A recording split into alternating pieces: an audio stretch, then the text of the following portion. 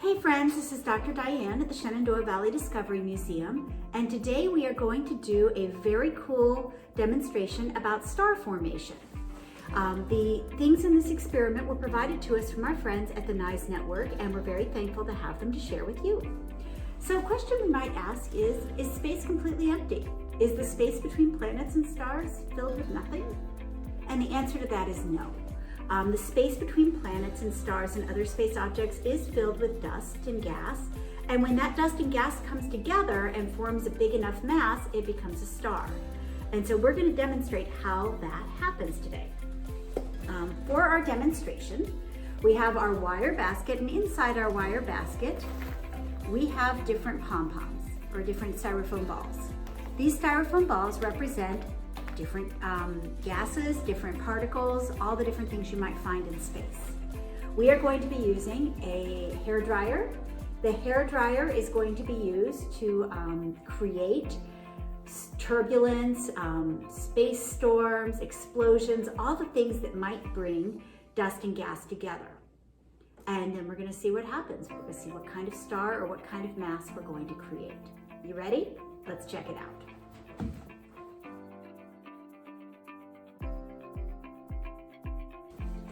So in our wire basket model of space, the balls inside represent gas and dust particles. Turbulence in space, which is our hair dryer, that includes shock waves from nearby explosions. They cause parts of these clouds to become denser. In our model, density is represented by the number of balls that we're going to collect in our clear container. So with more and more matter in the clump, gravitational force increases, and as that gravitational force increases, the resulting pressure of the squeezed clump dramatically raises the temperature of the core. Eventually, this process releases enormous amounts of energy through what's called nuclear fusion, and the new star starts to shine.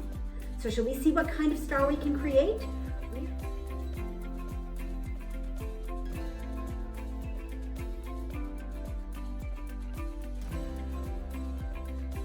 For the next part of our experiment, we are going to take all of the matter that we collected in our star, and we're going to see what we got. Did we get a giant gas planet like Jupiter? Did we get a low mass star? Or did we get a high mass star? We're going to pour all of our particles in and see what we came up with. You ready? Here we go.